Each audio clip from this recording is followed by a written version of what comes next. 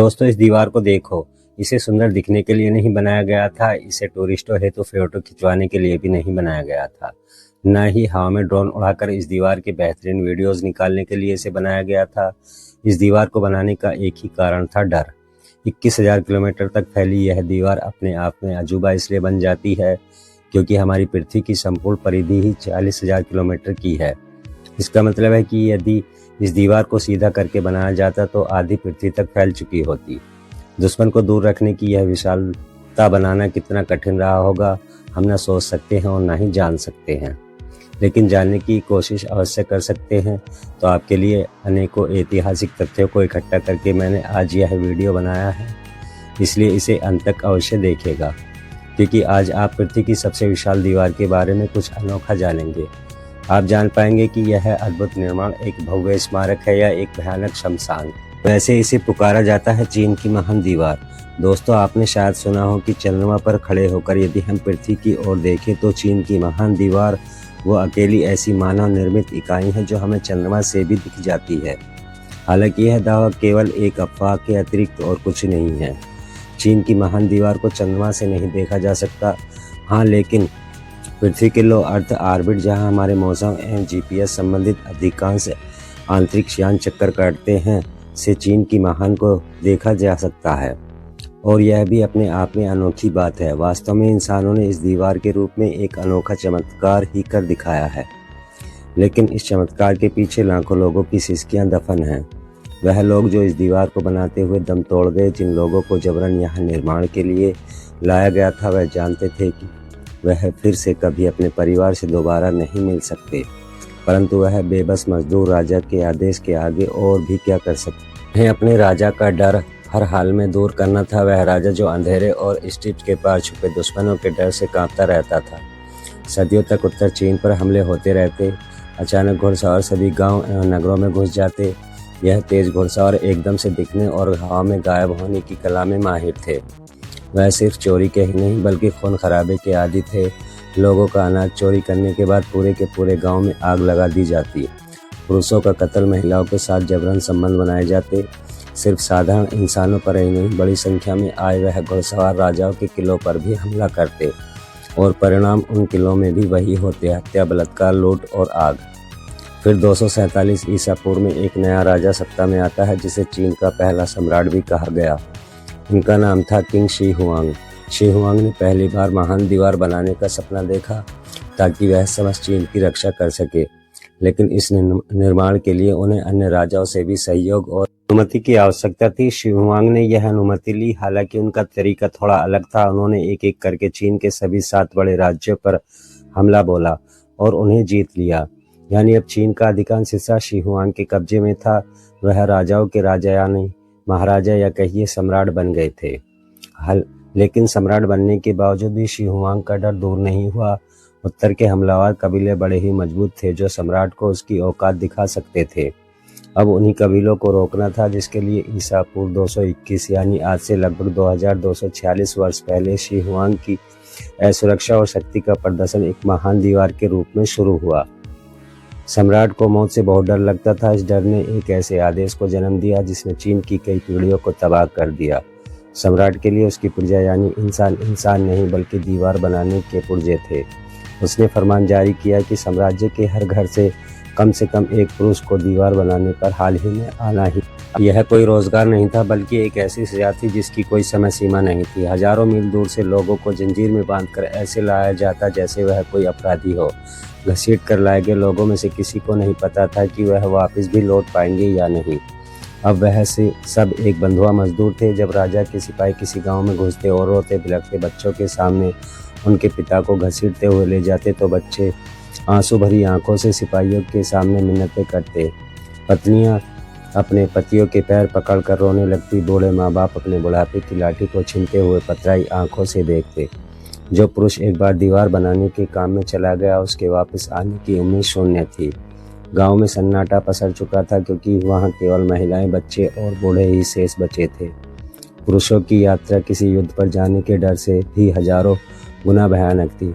अक्सर इतिहास में कहा जाता है कि महिलाओं पर बड़े अत्याचार हुए, लेकिन कल्पना कीजिए उन पुरुषों के हालात की जिन्हें जबरन मर मर जाने तक मजदूरी करवाई जा रही थी। यह महान दीवार किसी समतल जमीन पर नहीं बल्कि प्रकृति के सबसे खूंखार रास्तों पर बनाई जा रही थी। मजदूर पुरुषों को उन ऊंची चोटियों पर काम करना पड़ता जहां बादल गरजते और बरसते भी थे, जहां कहीं पर भारी बर्फबारी थी तो कहीं प्यासा और सूखा रेगिस्तान जिसमें पांव टिकाना भी मुश्किल था। सर्दियों में जब तापमान 0 से 40 डिग्री सेल्सियस नीचे गिर जाता था तब भी सम्राट का कोड़ा नहीं रुकता था। दीवार शीघ्रता से बनाई जानी थी, इसलिए जो थक कर बैठ जाता उसकी कमर का खून सिपाहियों के बरसते कोड़े चूसने लग जाते। नंगे हाथों से बर्फ जैसे ठंडे पत्थरों को उठाना हड्डियों को गला देने वाली प्रक्रिया थी। रोजाना मजदूर मर रहे थे, कड़ाके की ठंड में उनके शरीर जम जाते। ऐसे में बड़ी ही बेदर्दी से उनकी लाशों को कूड़े की तरफ फेंक दिया जाता था। भेड़िया जंगली कुत्तों बिच्छों की दावतें ओढ़ रही थी, उन्हें मुफ्त में इंसानी मांस भरपेट खाने को मिल रहा था। वहीं गर्मी में रेगिस्तान वाले हिस्से में चल रहे निर्माण मजदूरों को पानी की एक एक बूंद के लिए तरसा देता। प्यास के कारण पहले गला सूखता फिर जलने लगता, लेकिन मौत सब चीखें शांत कर देती। असल में चीन की इस तथाकथित महान दीवार को वैसे नहीं बनाया जा रहा था जैसे हम अपने घरों की दीवारों को बनाते हैं। एक सिरे से कार्य शुरू किया और दूसरे सिरे पर समाप्त हो गया। इसके उलट महान दीवार को चीन के अलग अलग हिस्सों में एक साथ बनाया जा रहा था। हजारों किलोमीटर की दूरी तक लगातार निर्माण हो रहा था। पत्थरों के इस बोझ के निर्माण में लगे लाखों लोगों के लिए भोजन की व्यवस्था करना उस समय की सबसे बड़ी समस्या थी। सम्राट के भंडार भरे थे, लेकिन निर्माण कार्य में लगे मजदूरों तक अनाज पहुंचाने वाले रास्ते बड़े ही कठिन थे। कई बार मजदूरों को हाथों तक सिर्फ उबलती हुई घास खाकर ही काम चलाना पड़ता था। भूख से व्याकुल इंसान जब भारी पत्थर उठाने की कोशिश करते तो अक्सर वह उन पत्थरों को अपने ही ऊपर गिरा लेते थे। सम्राट के आदेशानुसार कार्य हो रहा था, इसलिए जब कोई मजदूर काम करते हुए गिर जाता तो पहरेदार उसे सहारा देने के बजाय उसे कोड़ों से मारा करते थे ताकि वह मजदूर खड़ा हो और दोबारा काम पर लग सके। असल में आदेश यह था कि किसी भी सूरत में काम की रफ्तार कम नहीं होनी चाहिए, चाहे इसके लिए कितनी भी जाने क्यों न जाए। अगर कोई मजदूर थोड़ी देर सुस्ताने बैठ जाता तो उसकी पीठ पर चमड़े के कोड़े तब तक बरसाए जाते जब तक कि मांस फटकर बाहर न निकल आता। सम्राट ने लोगों को आश्वासन दिया कि यह दीवार उन्हीं के गांव एवं परिवार की सुरक्षा हेतु बन रही है ताकि लुटेरे सामान्य जन को लूट न पाए। परंतु लुटेरों से भी हजारों गुना अधिक तकलीफ तो इस महान दीवार का निर्माण सामान्य जन को दे रहा था। कुछ ऐसे भी दस्तावेज ऐतिहासिक मिलते हैं जिनके अनुसार कई बार तो खुद के मनोरंजन के लिए पहरेदार मजदूरों को आपस में लड़ाते थे या उन्हें गहरी खाइयों में धकेल देते थे। यानी यह दीवार का कार्य कोई निर्माण स्थल नहीं बल्कि एक यात्रा शिविर था, जहाँ इंसानों की कीमत एक ईंट से भी कम थी। उनकी चीखें पहाड़ों की गूंज में दब जाती और सुनने वाला कोई नहीं था। चीन की महान दीवार इंजीनियरिंग का एक अद्भुत चमत्कार है। जानलेवा ऊंचाइयों एवं दुर्लभ पहाड़ियों पर भारी पत्थरों को बिना किसी मशीन के पहुंचाना एक असंभव सा कार्य प्रतीत होता है। बड़े पत्थरों को रस्सियों के जरिए इंसानों यानी मजदूरों द्वारा खींचा जाता। अगर एक भी रस्सी टूटती तो नीचे खड़े दर्जनों मजदूर कुचल कर मारे जाते। पहाड़ों को काटकर रास्ता बनाना और फिर वहां नींव डालकर निर्माण शुरू करना मौत के साथ लुक्का छुपी खेलने जैसा ही मामला था। उन दिनों अनेकों महामारियां फैली रहती थीं, चिकित्सा की सुविधा शून्य थी। मलेरिया, पेचिश और संक्रमण की वजह से हजारों लोग एक साथ बीमार पड़ जाते थे। छुआछूत की बीमारी फैलने के डर से कई बीमार मजदूरों को जिंदा ही जमीन में गाड़ दिया जाता या उन्हें पहाड़ों से नीचे फेंक दिया जाता। आज भी जब इस महान दीवार के आसपास खुदाई होती है तो हजारों साल पुराने नर कंकाल मिलते हैं जो उस दौर के अत्याचार की गवाही दे रहे होते हैं। ऐसा लगता है कि दीवार पत्थरों पर नहीं बल्कि इंसानी अवशेषों के ढेर पर खड़ी है। जिस डरे हुए सम्राट यानी किंग शी हुआंग ने मौत से बचने के लिए दुनिया की यह विशाल दीवार खड़ी करने की शुरुआत की थी, उसने मौत से ही बचने के लिए एक और तकनीक खोजने की भी अजीब सी कोशिश की थी। हुआंग ने अपने हकीमों को अमर होने की दवा बनाने के काम में लगा दिया था, लेकिन विडंबना देखिए कि जिस दवा से उसे अमर बनना था वही दवा उसकी मौत का कारण बनी। असल में अमर होने के जुनून में हुआंग पारे से बनी गोलियां खाने लगा था, जो धीरे धीरे उसके शरीर में जहर बनकर घुलती रही। और साल 2010 ईसा पूर्व में एक शाही दौरे के दौरान हुआंग की अचानक मृत्यु हो गई। सम्राट की मौत के बाद मुख्य दरबारियों को लगा कि अगर सम्राट की मौत की खबर फैली तो पूरे चीन में बगावत और गृह युद्ध छिड़ जाएगा। इसलिए उन दरबारियों ने कई सप्ताह तक सम्राट की मौत को दुनिया से छुपाए रखा और यह नाटक किया कि सम्राट तो अभी भी जिंदा है। वह लोग उस सन की सम्राट की लाश को उनके शाही रथ में रखकर सफर कराते रहे, लेकिन लाश के सड़ने के कारण यह झूठ अधिक दिनों तक नहीं चल सका और अंत में मृत्यु की घोषणा करते हुए सम्राट हुंग को दफना दिया गया। लेकिन जब उन्हें दफनाया गया तो उनके साथ ही उनकी रहस्यमय टेराकोट आर्मी और अकल्पनीय खजाना भी दफन हुआ। कहा जाता है कि उनकी कब्र के चारों ओर सुरक्षा के लिए पारे की विशाल नदियां और झील बनाई गई थी, ताकि कोई लुटेरा सम्राट किन शी हुआंग की लाश तक न पहुंच सके। हालांकि सम्राट किन शी हुआंग की मौत के बाद भी चीन की महान दीवार का कार्य नहीं थमा, बल्कि इस दीवार का निर्माण सदियों तक चलता रहा। सम्राट बदलते रहे, मजदूरों की पीढ़ियां भी बदलती रही, लेकिन सनक नहीं थमी। असल में लुटेरे भी समय के साथ नहीं रुके थे। पहले कबीलाई हमलों से खतरा था, फिर मंगोलों के आक्रमण शुरू हो गए। हालांकि दीवार की सुरक्षा अब काम आ रही थी। इस महान दीवार को बनाने में राउंड अर्थ तकनीक का इस्तेमाल किया गया था। इस तकनीक में मिट्टी, कंकड़ और घास को सांचों में भरकर इतना कूटा जाता था कि वह मिश्रण कंक्रीट की तुलना में कई गुना सख्त हो जाता था। साथ ही चूने और उबले हुए चिपचिपे चावल का आटा, जिसे दुनिया का पहला सुपर ग्लू कहा गया हो, को इस मिश्रण में मिलाया जाता। चावल में मौजूद एमाइलोपेक्टिन ने ईंटों के बीच ऐसा रासायनिक बंधन बनाया कि सदियों के भूकंप, युद्ध और भारी बारिश भी इस दीवार को हिला नहीं पाए। यह मसाला आधुनिक सीमेंट से भी कहीं ज्यादा मजबूत और लचीला साबित हुआ। सम्राट चाहता था कि उसकी दीवार अमर हो जाए, फिर भले ही वह कितनी ही लाशों पर क्यों न खड़ी हो। महान दीवार की इंजीनियरिंग का दूसरा शानदार पहलू इसका रक्षात्मक और तेज संचार तंत्र था। यह दीवार केवल एक रुकावट नहीं थी, बल्कि एक ऊंचा राजमार्ग भी थी, जिसकी चौड़ाई इतनी थी कि 5 घुड़सवार एक साथ इस पर दौड़ सकते थे। इससे सेना ने दुर्गम पहाड़ियों के बीच एक जगह से दूसरी जगह पहुंचने में अविश्वसनीय रफ्तार हासिल की।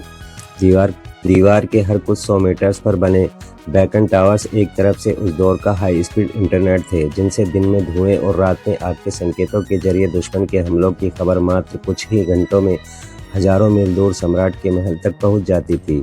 इंजीनियरों ने पानी के कटाव से दीवार को बचाने के लिए एक जटिल निकासी सिस्टम भी बनाया था, जो बारिश के पानी को सुरक्षित तरीके से नीचे गिरा देता था, ताकि नींव कमजोर न हो। इसके अतिरिक्त दीवार के कगारों, जो कि दीवार के सबसे ऊपर हिस्से पर बनी दांतेदार बनावट होती है, को इस तरह से डिजाइन किया गया था कि सैनिक खुद सुरक्षित रहकर दुश्मन पर तीर चला सके। यानी यह पूरी दीवार एक जीवित मशीन की तरह कार्य करती थी, जो अपने समय की इंजीनियरिंग प्रतिष्ठा थी। वैसे ऐसा भी नहीं कहा कि चीन की यह महान दीवार, जिसने लाखों लोगों का लहू पिया हो, ने चीन को अमेध बना दिया था। इतिहास गवाह है कि जब भी महान आक्रमणकारी आए, चाहे वह चंगेज खां हो या मंचो, उन्होंने या तो दीवार के रक्षकों को रिश्वत देकर खुद के लिए रास्ता बनाया, या दीवार के टूटे हुए हिस्सों से भीतर घुस गए। यानी जिस दीवार को बनाने में लाखों लोग तबाह और बर्बाद हो गए, वह सामरिक रूप से अनेकों बार नाकाम भी साबित हो चुकी है। दोस्तों, आज चीन की यह महान दीवार यादों के मलबे में बदल चुकी है। इस पर चलते पर्यटक उन स्थानों से होकर गुजरते हैं जिन स्थानों पर कभी लाखों मजदूरों की आखिरी सिसकियां गूंजा करती थीं। वह मजदूर इतिहास के पन्नों में गुमनाम है। आज उनका कोई नाम नहीं है, कोई स्मारक नहीं है। वह लोग जिन्होंने इस निर्माण के पीछे अपनी जान गंवा दी, वह बस आंकड़ों का हिस्सा बनकर रह गए हैं। आधुनिक चीन इस दीवार को अपनी राष्ट्रीय पहचान मानता है। इसे चीन की महान दीवार या ग्रेट वॉल ऑफ चाइना नाम दिया गया है। यह भव्य है, लेकिन इसकी भव्यता के पीछे छुपा काला सच हमें याद दिलाता है कि सत्ता की भूख जब सर चढ़कर बोलती है, तो वह सबसे पहले मानवता की बलि मांगती है। महान दीवार का एक एक पत्थर अनेकों जुल्मों का गवाह है। यदि आपको कभी चीन की सैर का मौका मिले, तो एक तथाकथित महान दीवार को देखने जरूर जाएं। संभवतः आपको वहाँ केवल पत्थर नहीं दिखाई देंगे, अपितु आप उन लाखों आत्माओं को भी महसूस कर पाएंगे जो शायद आज भी इस दीवार के गलियारों में भटक रही होंगी। उन आत्माओं की शांति के लिए एक बार नमन अवश्य करें। और आज का यह वीडियो आपको पसंद आया तो इसे लाइक भी अवश्य करें। आपके टिप्पणियों के लिए भी कमेंट बॉक्स खुला है। वहीं यदि पहली बार आपका इस चैनल पर आना हुआ है, तो सब्सक्राइब बटन याद से दबा देना। धन्यवाद।